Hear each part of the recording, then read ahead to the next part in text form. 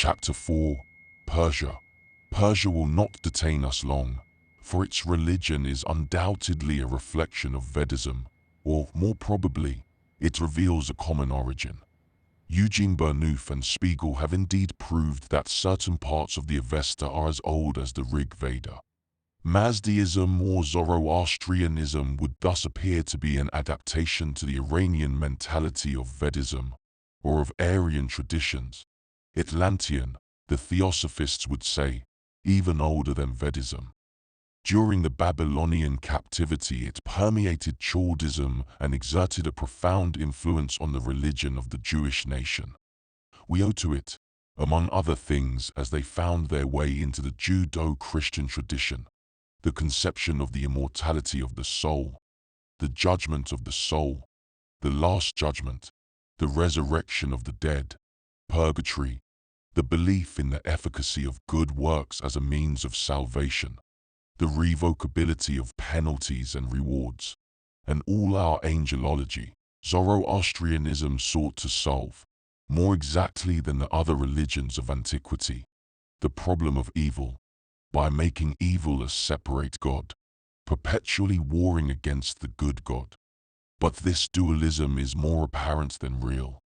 Ahura Mazda or Ormazd, or Muz, the absolute and universal being, the Word, the omnipotent and omniscient Spirit, the reality, precedes and dominates a Gromanius or Ahriman, who is non-reality, that is to say, he is all that is bad and deceptive, being in his darkness ignorant of everything, seeming as greatly inferior to Ormazd as the devil is to the God of the Christians, appearing, on the whole, merely as a sort of mimic, aping divinity, clumsily imitating its creations, but able to produce only vices, diseases, and a few maleficent creatures who will be annihilated in the tremendous victory of good.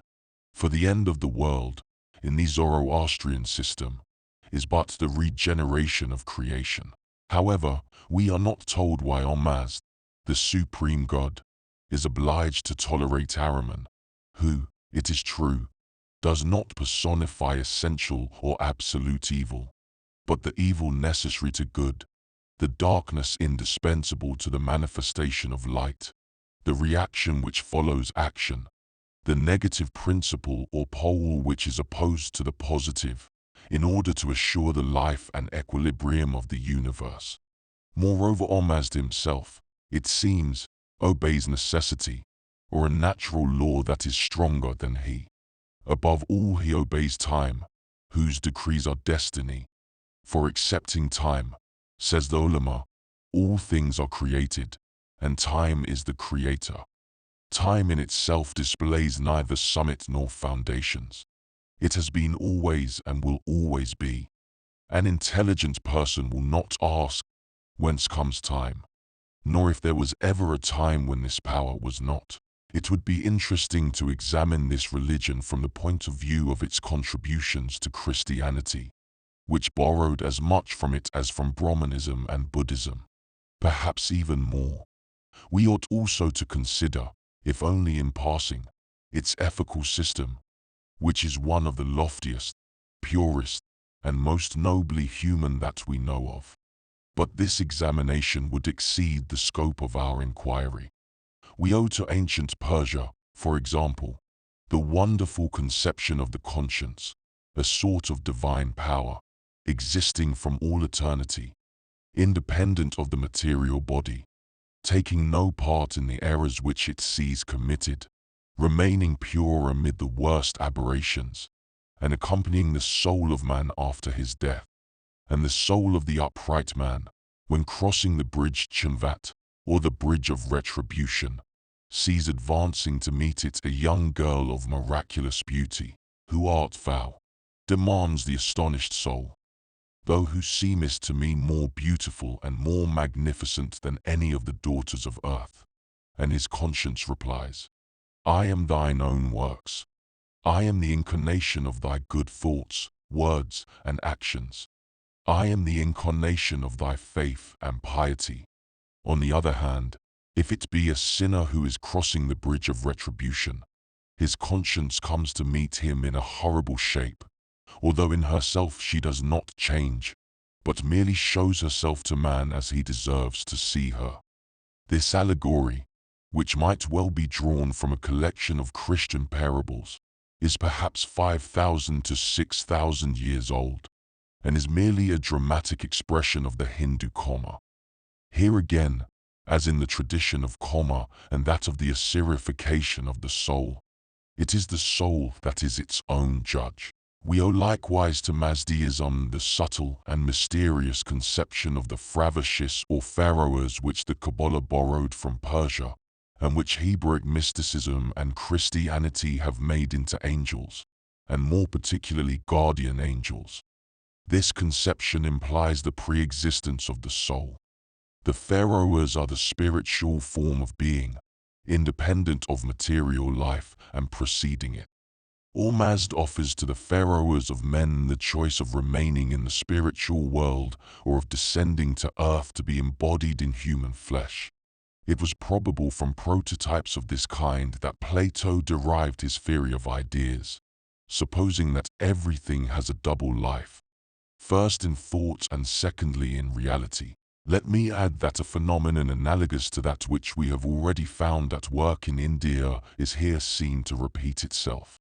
What was public and obvious in Mazdeism gradually became secret and was reserved solely for those initiated into what the Greeks and the Jews, especially in their Kabbalah, had borrowed from it.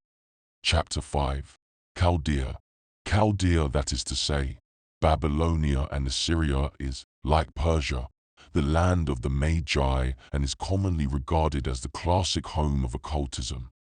But here again, as we saw in the case of Egypt, the legend is hardly in agreement with the historic reality. It seems a priori that Chaldea should possess a peculiar interest for us, not because it is likely to teach us anything that we have not learned from India, Egypt, or Persia, to which it was tributary, but because it was probably the principal source of the Kabbalah, which was itself the great fountainhead from which the occultism of the Middle Ages, as it has come down to us, was fed.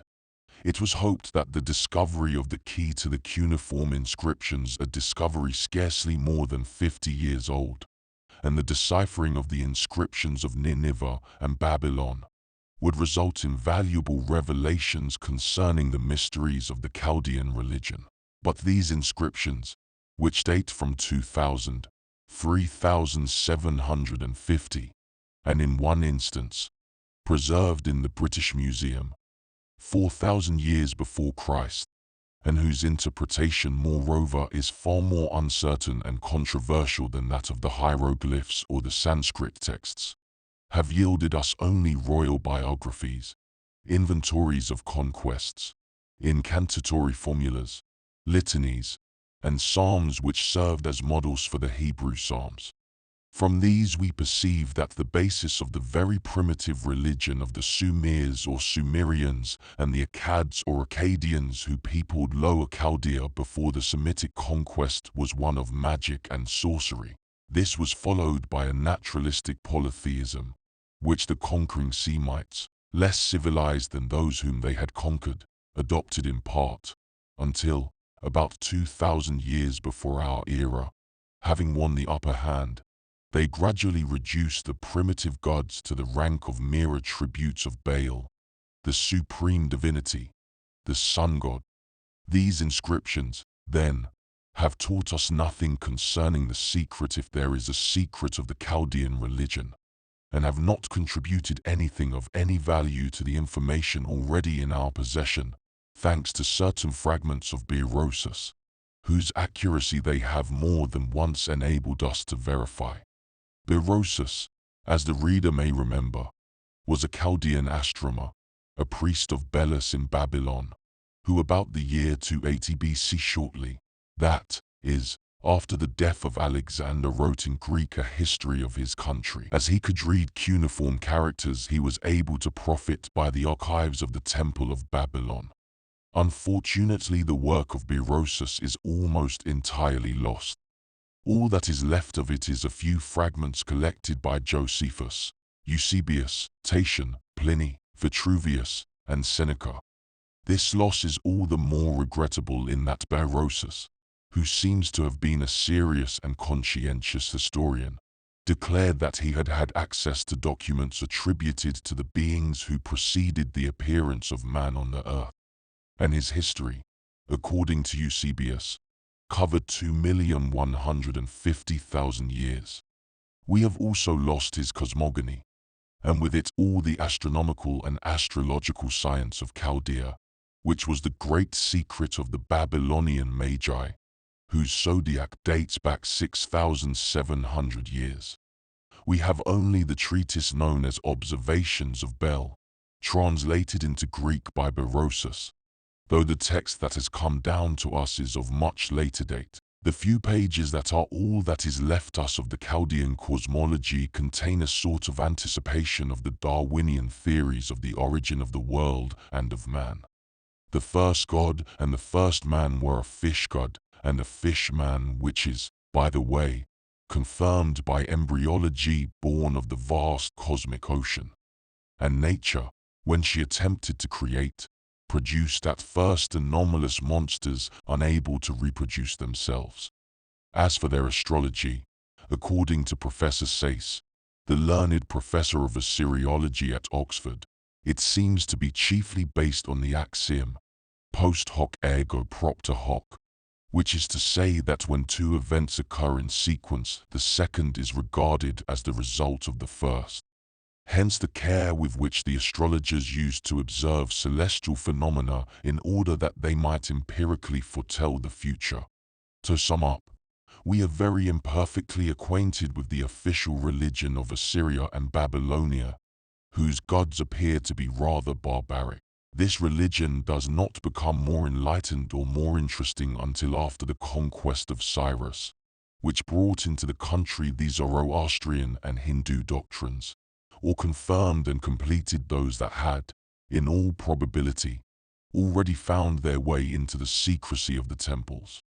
For Chaldea had always been the great crossroads on which the theologies of India, Egypt, and Persia were of necessity wont to meet. Thus it was that these doctrines found their way into the Bible and the Kabbalah, and thence into Christianity.